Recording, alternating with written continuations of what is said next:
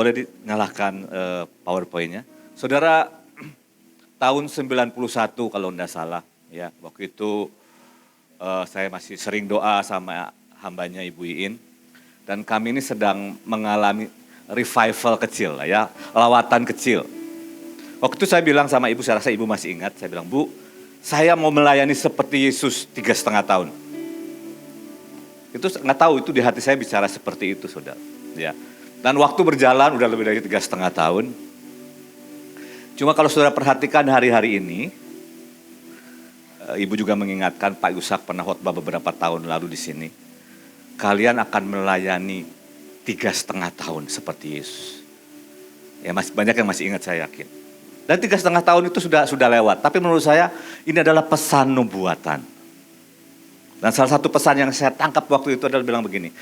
Kalian leaders, pemimpin, kalian harus lebih banyak berdoa. Ya, siapa yang masih ingat? Ya, leaders harus lebih banyak berdoa. Nah, kemarin Ibu Nani pesan, anak-anak muda ini waktunya kalian all out. Tapi yang sudah berumur mungkin lebih banyak doa, dana, ya, dan sebagainya. Tapi karena saya ada di tengah-tengahnya, saya kerjakan dua-duanya. Siapa yang mau dua-duanya? Saya. Amin, ya. Saudara, saya cuma rasa, PowerPoint-nya belum muncul. Ini waktu-waktu yang sangat-sangat menentukan. Buat saya nggak tahu dengan saudara, tapi ada yang berbeda sejak memasuki pandemi beberapa waktu yang lalu. Ada yang bergeser dan shifting, ya. Ada yang bergeser. Dan saya bersyukur Tuhan ini mempersiapkan kita semua sejak awal tahun. Tuhan minta sama saya pribadi, kamu harus berdoa minimal 3 jam setiap hari. Kalau enggak kamu enggak kuat menghadapi apa yang di depan. Saudara, dan hari-hari ini Tuhan sedang beri satu ayat sama saya, dan saya akan bagikan sama saudara yang salah satunya. Dan ini benar-benar sedang bicara bahwa waktu kita sangat singkat, saudara. Betul-betul waktu yang sangat menentukan. Nanti kita akan lihat klip juga. Ya, bahwa kita adalah generasi terakhir. Kita adalah pelari estafet terakhir. Mulai dari Habel, saudara, pahlawan iman itu dari Habel. Ya. Dan saya percaya begini, saudara. Karena ini terakhir, saya nggak tahu berapa lama, ya. Maka Tuhan akan curahkan semuanya. Tuhan akan curahkan semuanya. Baik yang di roh, di jiwa, maupun di tubuh. Bahkan Bu Nani jelas berkata, akan ada kelimpahan. Tapi dikatakan juga hati. Kita harus potong hari-hari ini segala sesuatu di hidup kita yang bisa mengganjal kita. Tadi malam saya ada sedikit sidang ilahi, saudara. Dan saya tahu saya sudah bergumul beberapa hari. Ternyata saya ini kalau ditegur, sering sebenarnya membantah. Dan menunjukin kesalahan orang yang menegur saya. Saya berhari-hari saya mikirin. Tadi malam ada sedikit sidang ilahi dan saya bilang, ya si Tuhan saya begitu. Ini hari-hari yang sangat menentukan, artinya kalau ini yang terakhir, kalau ini waktu yang sangat menentukan menuju garis akhir, kita tidak bisa hidup dengan cara biasa lagi. Kita tidak bisa hidup dengan level yang lama. Bahkan kalau kita ke 34 provinsi, waktu itu ada pesan bilang begini, ada penghulu malaikat yang menyertai di setiap provinsi. Saya langsung mikir, saudara. Kalau dulu Nephilim aja, raksasa, tantangannya, ya pasti semua kenal peristiwa TTM, saudara ya. Ini penghulu malaikat. Berarti lawannya selevel, saudara. Betul enggak? Kalau enggak adil. Nah, kalau kita masih dengan cara yang biasa, model yang biasa, enggak bisa, saudara. Nah, saya melihat juga keseriusan dari Ibu Panglima, semua wajib setor. Saya rasa belum pernah Panglima seserius ini, saudara. Ya. Dan saya berdoa kita pasukan juga serius. Jangan berpikir kalau saudara enggak ke provinsi, saudara tidak mengalami peperangan. Ini provinsi Jawa Barat, Bapak Ibu. Soalnya Jakarta itu provinsi DKI. Sama yang muncul juga selevel. Tangerang juga, Banten juga. Saya nggak tahu di hati saya Tuhan hari-hari ini bicara itu selalu minimal 3 kali, saudara. Dan ayat ini muncul buat saya pribadi 3 kali. Ya, kita baca Yohanes 9 ayat 4. Saya yakin semua pernah dengar ayat ini. Saya nggak sharing sesuatu pewahyuan yang luar biasa yang sering dibagikan di sini. Saya cuma mau mengingatkan kita semua. Ada sebuah level peperangan yang Tuhan bawa kita naik. Saya nggak tahu, ibu kan pernah ke surga gitu ya. Setelah penghulu malaikat ada penghulu apa lagi gitu. Apa malaikat sudah mentok di malaikat penghulu. Kalau udah sampai penghulu malaikat, menurut saya ini sudah top peperangannya. Walaupun nanti pasti ada level. Tuhan tuh nggak pernah kehabisan level. Ya, dulu kan saya sering ngomong sama Elisa, ini sudah glorious time. Apalagi habis ini? Ada aja saudara. Deep calls unto deep. Terus saudara dibawa terus sampai akhirnya no limit. Kalau udah no limit kan nggak ada ujungnya saudara. Ya, tapi Tuhan, saya bersyukur banget. Saya ingat ya dulu saya tuh hampir nggak menikah sama Ibu Immanuela saudara. Pacar saya yang cantik tuh mana dia. Karena saya bilang saya mau pulang ke Indonesia. Saya mencintai bangsa saya. Wah ideal banget ya saudara ya. Padahal ayah saya itu masih hidup sekarang bilang begini. Udah lalu katanya. Mumpung kamu punya pacar orang Belanda. Kamu juga orangnya gak bisa neko-neko, gak bisa korupsi katanya. Kamu gak bisa hidup di sini. Udah kawin jadi orang Belanda. Benar saudara, saya bilang enggak. Saya mau balik. Walaupun sekarang diutus ke bangsa. Seberapa di sini yang mencintai bangsa kita? Saudara, ini waktu-waktu yang menentukan. Yang kedua, sebelum saya lanjutkan. Saya tuh pernah bilang di sini sama saudara, kalau sampai nggak ada lawatan, maka buat saya nyesek banget. Saudara. Karena kami buat perjanjian menjadi koin lawatan. Walaupun saya sempat mati suri lah menurut saya. Sempat tidur bukan mati suri. Dan waktu kemarin ada penubuatan, ada perkataan Tuhan mau melawat Indonesia. Saudara, hati saya ini di satu sisi sangat bergelora. Tapi saya tahu itu sebuah kerja keras. David Wilkerson berkata begini, saya capek dengan orang-orang yang berkata, aku mau lawatan. Aku mau revival. Itu bohong, dia bilang kalau kamu menghabiskan waktu berjam-jam di depan televisi.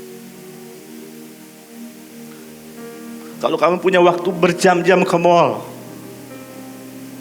Tapi kamu gak punya waktu buat mencari wajah Tuhan. Kamu gak punya waktu menangisi jiwa-jiwa. Dia bilang, aku capek. Karena melihat orang hanya berucap, berkata-kata. Tapi tidak ada tindakan. Saya mau berkata ini saat-saat yang menentukan Bapak Ibu. Betul-betul sangat menentukan. Apakah benar-benar kita akan mengalami lawatan yang cukup lama? Benar-benar pintu lawatan terbuka lebar. Saya cuma dapat dari ayat ini begini. Kita harus mengerjakan pekerjaan Dia yang mengutus aku selama masih siang. Akan datang malam. Dan perkataan inilah yang saya dengar 3 kali. Ya, saya dengar YouTube. Saya baca di pagi hari dan sorenya di sebuah pemuritan Zoom. Ada yang bilang, Pak saya baca yang sama. Akan datang malam. Malam itu bicara begini dalam bahasa aslinya. Kita gak bisa kerja lagi. Ya, dikatakan ayatnya juga bilang begini. Di mana tidak seorang pun yang dapat bekerja. Saya gak tahu saudara. Dan saya benar-benar berdoa dan begging sama Tuhan, berikan kami kesempatan yang cukup. Tapi itu tergantung kita. Salah satunya adalah ke 34 provinsi ini. Kita benar-benar harus membangkitkan pasukan Tuhan yang bisa berdiri. Menahan semua kegelapan. Dan supaya apa saudara? Supaya kita punya kesempatan. Saya nggak tahu, kita benar-benar harus menahan yang virus yang kedua. Kita tahu Bapak Sadu berkata, dibandingkan dengan COVID-19, seperti mainan anak-anak. Bayangkan tahu mainan anak-anak mobil-mobilan gitu ya. Dibandingkan dengan virus yang kedua itu seperti mainan anak. Saya nggak tahu betapa mengerikannya, saudara. Dan kalau itu sampai terjadi dalam waktu yang singkat, dalam nama Yesus tidak terjadi dulu, artinya benar-benar lockdown semua. Dan kita tidak bisa bergerak. Kemarin Bu Ella tuh cerita begini, kenapa kamu nggak share? Ada namanya enzim pengubah DNA, saudara. Jadi mereka sudah lama punya. Dan itu kalau dimasukkan ke manusia, DNA kita berubah. Bukan ke arah yang baik, saudara. Ke arah yang kurang baik. Saya sempat pelajari tentang 9 gunung waktu itu ibu kasih tugas, tolong kamu cari. Semuanya mereka kuasai. Saudara kita nggak bisa lawan. Kecuali dengan iman. Kecuali dengan keilahian. Nah masalahnya waktu sudah menjelang malam. Artinya apa? Prioritas kita harus berubah. Cara hidup kita harus berubah. Cara kita melayani harus berubah. Percayalah saya ini orang yang sangat rutinitas, saudara. Bahkan ibu pernah juluki kamu tuh Talmud dan Taurat itu dulu, saudara ya. Saya bisa makan roti, kismis, dan susu selama 5 tahun. Tiap hari. Untung ada Ibu Iin memasakkan sosis buat saya. Dan itu pun dengan susah payah untuk saya makan. Saya cuma berkata, kita harus mengubah dalam segala aspek. Mungkin kalau sempat ingat, saya cuma merimain saja. Kita harus upgrade diri, betul? Kita harus upgrade iman. Kita harus upgrade pewahyuan. Dan di tempat ini saya percaya kalau kita ini makan yang terbaik.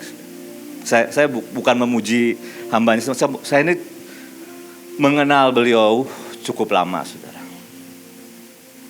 Termasuk orang yang suka bertanya juga, mungkin agak mempertanyakan. Kenapa ini, kenapa begitu? Sampai satu saat saya berkata, saya tidak akan buat itu lagi. Karena saya belum pernah menemui hamba Tuhan. Saya dikelilingi wanita-wanita hebat, saudara. Kalau mereka ini gini, merem langsung ke surga. Melek makan lagi, ngobrol lagi, merem ke surga lagi. Itu istilah saya, Bapak Ibu. Ya, coba sama Bu Iren kalau doa, kita masuk taman. Loh, saya tuh sampai frustrasi, saudara. Tamannya di mana? Betul. Sampai satu hari, nanti saya akan bagikan ayat, jangan berbantah dengan penciptamu. Saya berbantah sama Tuhan. Tuhan, nabi mana saya nggak datangin, tolong doain saya. Supaya saya bisa lihat dan bisa lihat surga, lihat malaikat tuh kayak apa sih. Dan hanya pasti saya pernah datangin, Bu Iren, Bu Nita, pokoknya semualah yang Netflix istilahnya.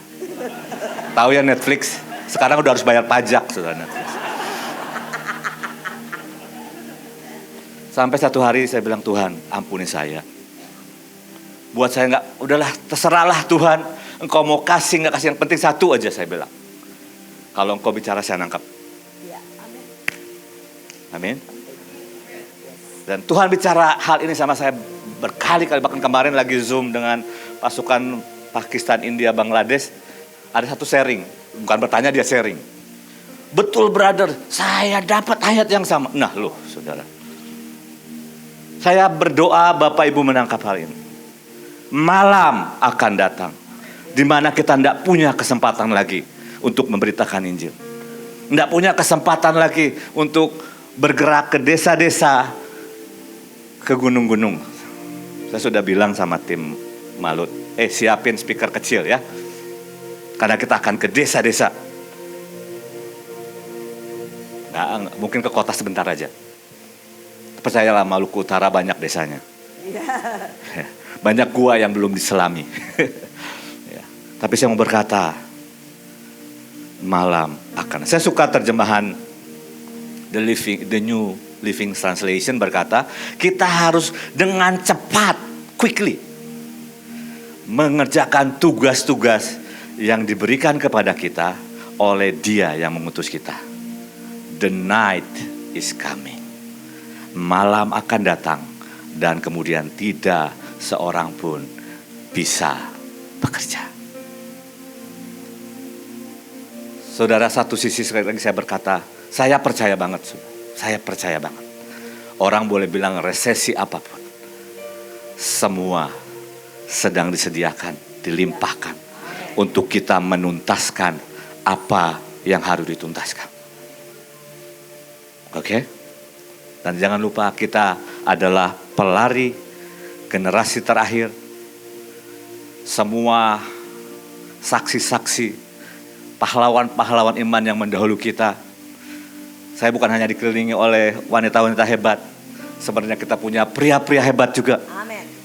Tapi 3 sudah mendahului kita. Pak Yusak, ya, Pak Agung, Pak Daniel. Setiap kali saya datang, saya katakan, tolong doain salah satunya juga supaya saya bisa lihat. Betul, saudara. Ya. Sekarang saya sudah bertobat. Udahlah, terserah Tuhan. Ya, saya tidak mau berbantah, saudara. Ya. Dan kita akan lihat klipnya supaya kita ngerti, saudara. Itu semua penonton.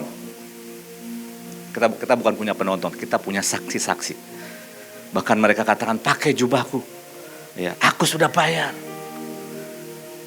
Nanti ada namanya yang sampai garis akhir itu namanya Usain Bolt. Namanya orang Jamaika, namanya Usain Bolt. Saya bilang, saya plesetin, usahain bro, sampai ujung. Ya, usahain bro sampai garis akhir. Amin. Oke, kita lihat klipnya.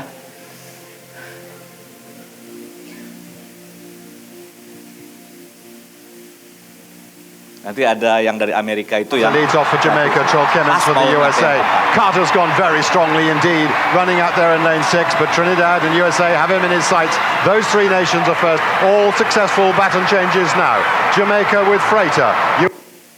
USA running well is Justin Gatlin, the former champion.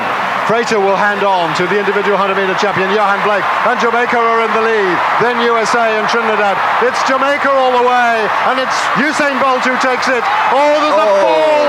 Oh no, once again a tragedy for the USA and indeed for Trinidad. Leaving Usain Bolt to come home, supreme style, and 37.04 is on the clock. It's a world record. What a way. Ini pertandingan tingkat dunia. Kita sedang melakukan estafet tingkat alam semesta.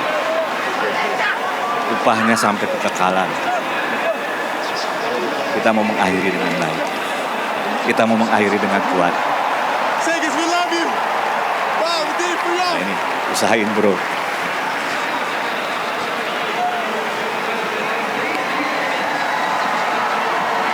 Oke, ya. Saya harap saudara punya gambaran. Kita pelari terakhir. Jangan pulang sebelum selesai, ya Bu ya.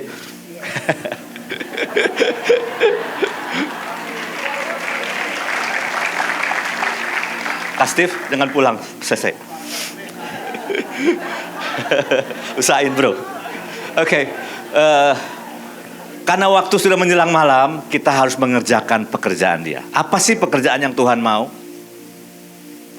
Yohanes 6 ayat 29 berkata, jawab Yesus kepada mereka, inilah pekerjaan yang dikehendaki Allah. Apa?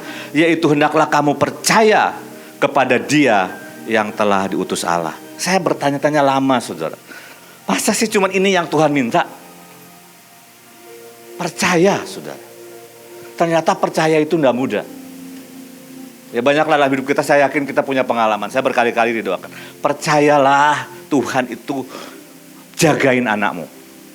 Tapi tetap dipikirin, khawatir, saudara. Itu gak percaya. Saudara. Kalau Tuhan berkata ini waktunya pergi ke provinsi dan aku sediakan, aku lengkapi. Percaya, saudara. Percaya itu artinya begini, ayatnya bilang begini nih. Ini saya lupa nulis ayatnya dari mana. Yesus berkata kepada mereka, ini New Living Translation-nya, sorry. This is the only work.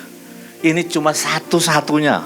Only itu cuma satu, saudara. Hanya ini yang aku minta. Tapi seberapa banyak sih kita yang percaya? Nanti saya kasih contoh ya. Seringkali kita nggak percaya, saudara. Next dulu, supaya cepat. Supaya ibu nanti kebagian bicara.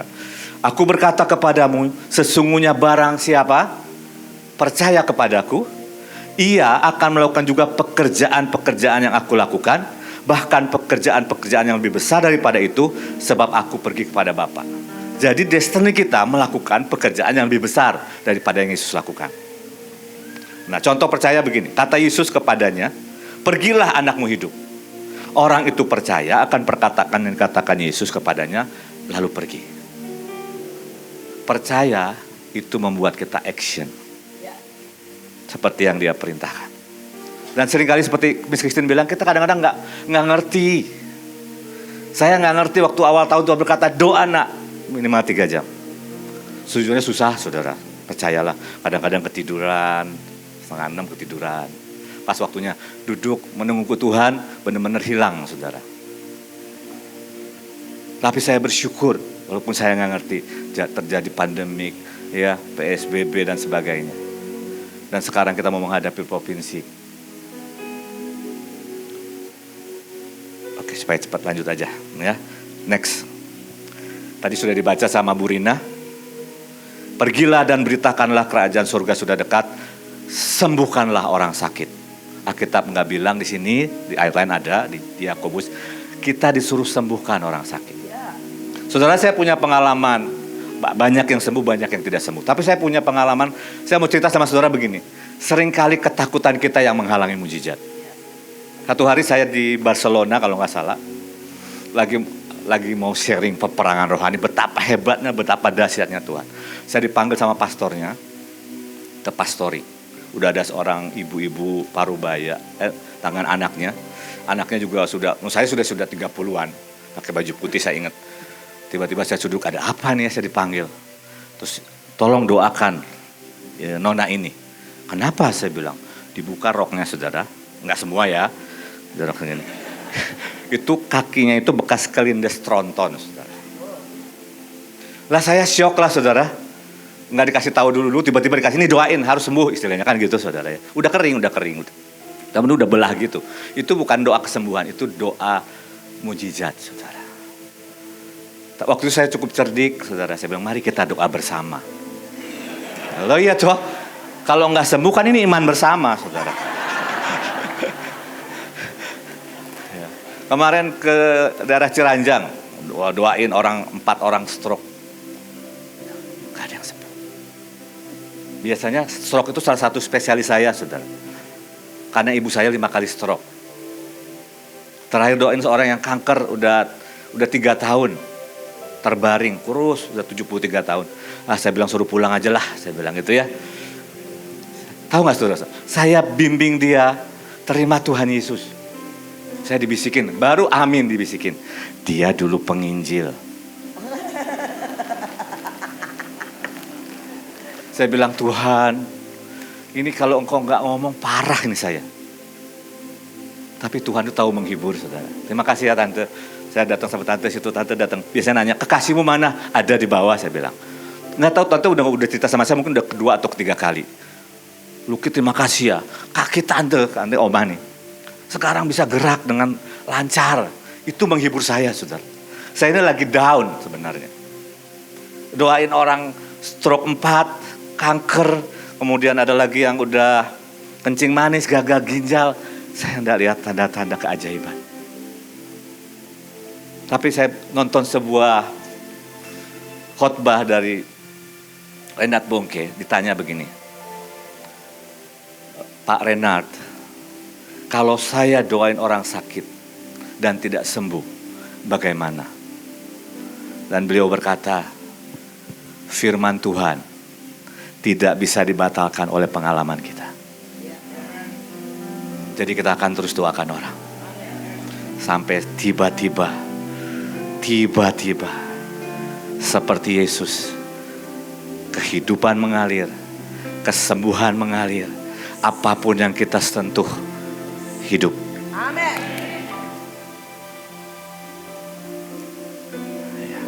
Karena saya percaya manifestasi itu harus terjadi. Kerajaan Allah itu tentang kuasa. Kerajaan Allah itu sekarang harus jadi fokus kita memberitakan Injil dengan keajaiban. Gak ada cara lain, saudara. Gak ada cara lain. Ya, tadi ayatnya bilang kalau sudah baca Matius 10, Lukas 10, perintahnya sama, Matius 10 kepada 12 murid, Lukas 10 kepada 70 murid. Perintahnya sama, pergilah, beritakan Injil, sembuhkan yang sakit, bangkitkan yang mati. Kamu sudah terima dengan cuma-cuma, kamu berikan dengan cuma-cuma. Ya, saya cuma mengingatkan saja, ayo jangan berhenti. Oke, next. 10 menit lagi saya selesai. Ya, jangan membantah. Tadi saya sudah cerita ya. Celakalah orang yang berbantah dengan pembentuknya. Dia tidak lain dari beling periuk saja. Adakah tanah liat berkata kepada pembentuknya, apa yang kau perbuat? Atau yang telah dibuatnya berkata, engkau tidak punya tangan. Yesaya 45 ayat 9. Saudara, kata berbantah itu artinya terombang-ambing, bergulat, bertengkar, ya. Berkontroversi, mempertahankan kepintaranmu, ya. Komplain, berseteru. Masa ini sudah harus lewat, saudara. Mulailah sepakat dengan pemimpin. Tadi saya belum selesaikan cerita, saya belum pernah ketemu. Saya lagi bukan mau meninggikan ibu ini, tidak sama. Saya juga tidak mau menjilat beliau, enggak. Saya belum pernah ketemu hamba Tuhan yang bisa menggabungkan dunia roh, dunia jiwa, dunia jasmani, dunia politik, semua digabung jadi satu. Diramu, saya percayalah ya, sudah ngalaminnya, apalagi kau di green room. Setiap kali saya bilang, Bu, kenapa begini? Beliau punya 5 alasan seperti yang beliau katakan. Jadi kalau ibu sudah berkata, saya tahu persis dari Tuhan, saya udah gak mau mikir.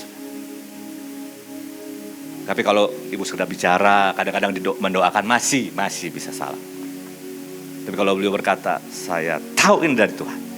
Dengan nada, dengan ekspresi, saya tahu beliau sudah minta tanda demi tanda. Dan kalau beliau berkata 34 provinsi, ini waktunya. Saya minta, saya berdoa kita semua, tidak ada satupun yang ada membantah atau keraguan. Ini masa itu sudah berakhir. Ini masa kita sepakat, sehati, dan sederap. Karena waktu tidak banyak. Lakukan dengan iman, isi cawan. Ini lakukan dengan keajaiban. Saya semakin belajar di Maluku Utara, saudara. Ini kan kecil, saudara, kecil. Ternate Tidore itu kecil, saudara. Tapi ini sampai gemaknya sampai ke bukan PBB, waktu itu Paus, saudara. Dulu cuma ada 2 superpower, tetanggaan juga sama, Portugal dan Spanyol. Nah, mereka berebutnya Ternate Tidore. Masalah apa sih? Rempah-rempah. Dan saya bertanya sama Tuhan, kenapa? Sampai satu hari Ibu Ella dapat tiba-tiba lagi isi cawan. Tuhan berkata seperti di Kidung Agung 6 ayat yang kedua. Terjemahan ITL, Interlinear Translation lah pokoknya. ILT, Interlinear Translation. Itu terjemahannya, kekasihku turun ke kebun rempah-rempahnya. Saudara, tongkat kami ini, itu kalau saudara deketin wangi, saudara. Karena ada kayu manis, ada pala, ada 9 minyak urapan. Karena saya mau berkata, Tuhan, ini taman rempah-rempahmu. Dan itu diperebutkan, saudara, oleh seluruh dunia. Spanyol, Portugis, Jepang, Amerika, Inggris pernah ke sana, saudara. Kecil, saudara. Tapi saya tahu setiap provinsi di Indonesia itu penuh dengan keajaiban. Makanya malaikat jatuhnya kuasain, saudara. Dan itu yang akan kita bereskan. Amin. Ya. Masa bergulat, masa tidak sepakat sudah habis. Nah, saya mau mengingatkan khususnya kita lah, saudara saya, para pemimpin, orang-orang yang sudah cukup lama di Mahanaim. Saya cuma bilang begini, ingat dari mana kita diambil. Saya bisa berdiri di sini, saya tahu kok, saya cupu, saudara, dulu. Saya nggak bisa menatap orang. Kalau ibu, menurut saya bilang sama ibu dulu begini, ibu ini orang pinter yang dihabisin Tuhan dulu. Kalau saya ini orang bodoh yang dibuat pinter sama Tuhan. Gitu? Kami ini nggak ada samanya, saudara, nggak ada. Beliau selalu berkata dia aftur, saya solar. Tapi sekarang solar keren, Bu. Apalagi dengan sawit, jadi murah meriah tapi bagus. Ya. Tapi saya harus menyesuaikan. Dan saya tahu masih banyak PR karena cukup lama saya tidur yang saya harus balikin. Saya cuma berkata sama Tuhan hari ini, Tuhan tolong, saya bekerja efektif, cepat, akurat. Malam akan datang, saudara. Next. Ini yang saya mau bahas agak sedikit panjang. Yesus itu yang termanis buat kita. Tapi Tuhan berkata sama Yohanes Pembaptis berkata, jangan kecewa dengan Tuhan. Ayatnya bilang begini, saudara. Dan berbahagialah orang yang tidak menjadi kecewa dan menolak aku. Ini ceritanya tentang Yohanes Pembaptis, saudara. Kurang apa sih Yohanes Pembaptis, saudara? Lahir penuh Roh Kudus. Lahir dari janji Tuhan. Dia hidupnya juga menyendiri di padang gurun. Kerjanya doa dan baca Taurat menurut saya. Dia tahu destininya. Berseru-seru. Membuka jalan buat Tuhan. Dan dia ini masih saudara, beda 6 bulan sama Tuhan Yesus. Dan dia yang berkata, aku melihat roh Tuhan turun. Dan Tuhan berkata, kalau kamu lihat itu, itulah yang akan membaptis dengan Roh Kudus. Itulah anak domba Allah. Tapi di penjara, dia kirim orang. Tanyain, apakah dia Mesias? Atau kita tunggu yang lain? Saya nggak tahu apa yang terjadi di penjara. Tapi menurut saya salah satu yang membuat orang kecewa adalah ketika ekspektasi kita tidak sama dengan ekspektasi Tuhan. Ketika yang kita harapkan tidak sama dengan yang Tuhan harapkan.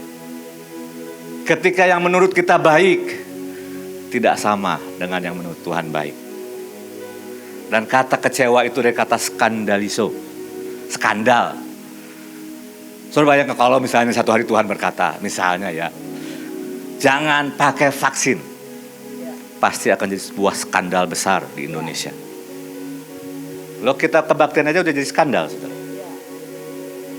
Siap nggak kita ketika Tuhan tanda kutip membuat skandal? Ketika istilah Pak Yusak mungkin beliau pakai bahasa Tuhan buat gara-gara. Berapa banyak yang kecewa dengan kejadian TTM?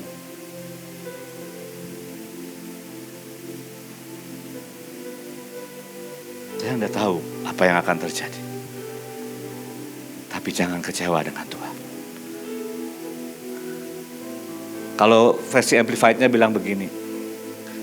Diberkatilah orang yang tidak tersinggung karena aku. Dan tidak menemukan sebab tersandung di dalam atau melalui aku. Dan tidak terhalang untuk melihat kebenaran. Ada satu buku ditulis oleh Jamie Buckingham bilang begini. Kebenaran itu memang memerdekakan. Tapi sebelum itu dia membuat hidupmu menderita. Miserable bahasa Inggrisnya.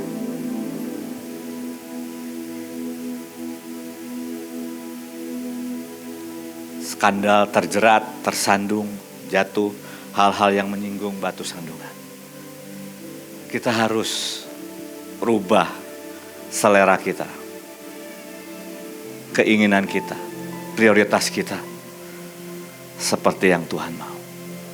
Waktu tidak banyak. Ayat terakhir.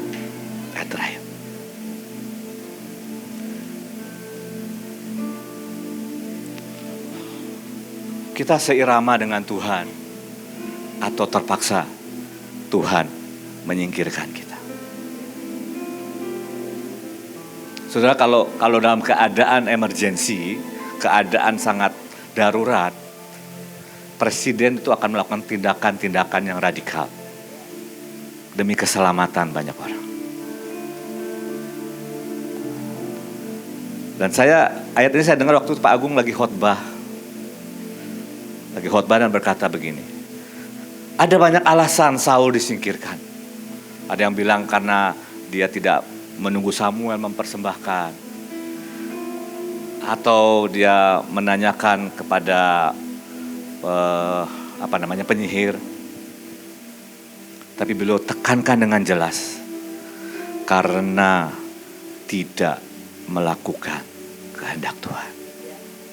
Nah, kalau bahasa Indonesianya itu agak berbeda dengan bahasa Inggrisnya. Dibilang begini, setelah Saul disingkirkan, Allah mengangkat Daud menjadi raja mereka. Tentang Daud, Allah telah menyatakan, aku telah mendapat Daud bin Isai, seorang yang berkenan di hatiku, dan ada dua ya, yang melakukan segala kehendakku. King Jamesnya bilang begini, a man after mine own heart. Orang yang ada di hatiku, orang yang seirama dengan aku, which yang artinya yang, shall itu akan dan pasti, melakukan all my will, semua kehendak Tuhan.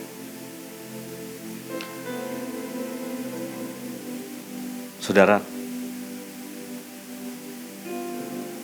kenapa saya bicara jangan berbantah, sepakat? Karena kita di hari-hari yang sangat menentukan. Kita nggak mungkin sepakat dengan Tuhan kalau kita tidak sepakat dengan pemimpin. Nggak mungkin, saudara. Saya bersyukur, saya pernah cerita, tapi saya bersyukur Tuhan itu ajari saya, saudara. Saya ini cuma mikir begini, cuma mikir waktu itu. Ibu ini saya lupa cerita apa. Saya itu cuma mikir di kepala, kenapa buat itu lagi? Cuma mikir, nggak terucap sama sekali. Dan walaupun saya bukan pelihat waktu itu saya merasa di atas itu tiba-tiba langit tertutup. Zzz, gitu. Doa nggak tembus. Pokoknya saya tahu ada seperti langit tembaga di atas saya. Saya bersyukur minggu depannya kalau nggak salah, Pak Daniel datang.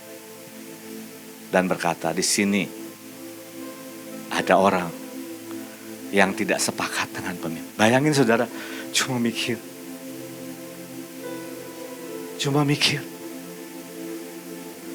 Dan ada pemutihan. Itu langsung seperti langit itu terbuka lagi, saudara. Kenapa, saudara? Karena kita akan menghadapi pertempuran yang berbeda. Pertempuran yang berbeda, Bapak Ibu. Engkau tidak bisa tengking yang namanya malaikat jatuh.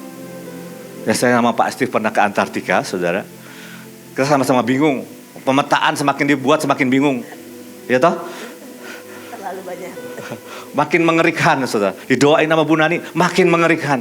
Saya bilang, udah Pak, saya stop didoain, stop pemetaan, saya mau cari Tuhan. Dan saudara tahu saya dapatnya itu pas mau berangkat, saya ingat dari Buenos Aires kemana Pak? Yang ujung Ushuaia. Malamnya saya mimpi pagi-pagi itu. Tuhan berkata dengan perjanjian, dengan cinta, dengan hadirat. Saya kirim ke ibu. Ibu bilang, iya betul. Oke.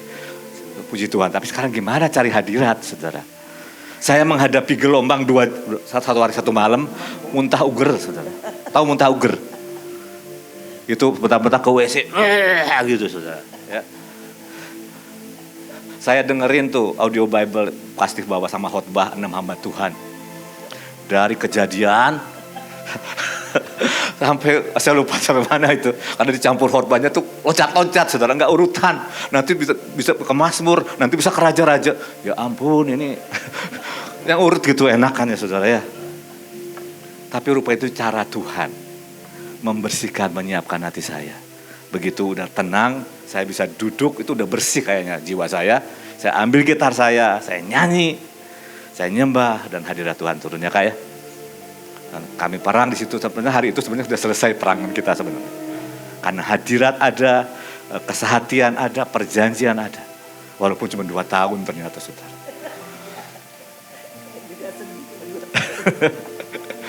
Pulangnya muntah uger lagi, saudara. Ya, tapi nggak terlalu banyak karena saya minta antimo Eropa lah, saudara. Cuman saya mau berkata apa sih dari cerita ini? Gak bisa dengan cara biasa. Kita harus tanya Tuhan. Tapi yang paling penting adalah jangan berbantah dengan Tuhan. Jangan kecewa dengan Tuhan. Kenapa sih? Saya ini kan banyak seminar akhir zaman, sudah sampai hafal ayat-ayatnya, saudara. Sebelum kedatangan Tuhan, ada 2 tanda yang tidak bisa dielakkan. Yang pertama murtad. Orang itu tidak tiba-tiba murtad, saudara. Mulai dengan tersinggung. Makanya kita berkata, jangan tersinggung bahasa Inggrisnya sama Tuhan. Jangan tersinggung sama pemimpin, jangan tersinggung sama saudara, rugilah saudara. Kemarin saya sharingkan sama hamba Tuhan itu, apapun yang kita alami hari-hari ini, itu murah dibandingkan dengan kemuliaan kekal. Itu Paulus yang nulis. Beliau berkata begini, penderitaan ringan sekarang ini gak ada artinya. Tahu gak penderitaan ringannya beliau? Baca 2 Korintus 11 ayat 23 dan seterusnya. 3 kali dipecut. Berapa kali di penjara. Musuh di dalam, musuh di luar. Wah, saudara, ngeri lah saudara. Kadang-kadang gak makan dia bilang. Kadang-kadang gak tidur, sering kali gak tidur. Dan buat Paulus itu ringan. Dia lemparin batu. Jadi kita ini belum ada apa-apanya, saudara. Saya berharap kita benar-benar menangkap. Kita gak punya banyak waktu. Sekarang udah dari 1000 hari Pak Daniel, tinggal 961. Saya buat countdown, Bu, mengingatkan saya. 961 sudah, Bapak. Itu setiap hari akan berkurang. Amin. So kita akan berdoa sebentar. Beriku hati penuh ketaatan. Mari kita berurusan dengan Tuhan. Ya kalau bisa saudara ikuti yang Ibu Nani sampaikan. Ada kapak saudara. Yang akan memotong kesombongan kita. Saya ini termasuk sombong. Di sidang ilahi itu kemarin, tengah malam, saya tahu. Sombong. Ditegur malah gak mau. Walaupun ada dalam hidupmu ketidaksepakatan, pertanyaan, mari bereskan. Mari tetapkan hati kita untuk Tuhan. Mari Tuhan berperkara dengan aku. Mari tetapkan hati kita untuk Tuhan. Mari apa sih yang Tuhan mau untuk engkau mengatur hidupku lagi. Jasmani, rohani, jiwani, apapun. Keluarga mungkin, pelayanan, pekerjaan. Saudara, saya tidak lebih baik dari saudara, percaya.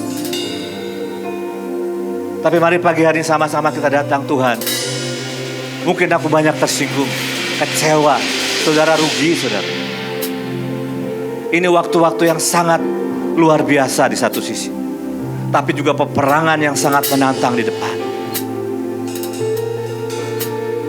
Saya percaya ini waktunya. Benar-benar Tuhan akan melimpahi. Karena kita harus menyelesaikan putaran terakhir dengan sangat kuat. Saya tidak tahu. Kalau minimal kita dapat 3 tahun, kita tinggal punya 3 tahun. Untuk bekerja. Kalau bisa 5 tahun, puji Tuhan. Kalau bisa 7 tahun, haleluya. Tapi mari pagi hari ini kita berurusan dengan Tuhan.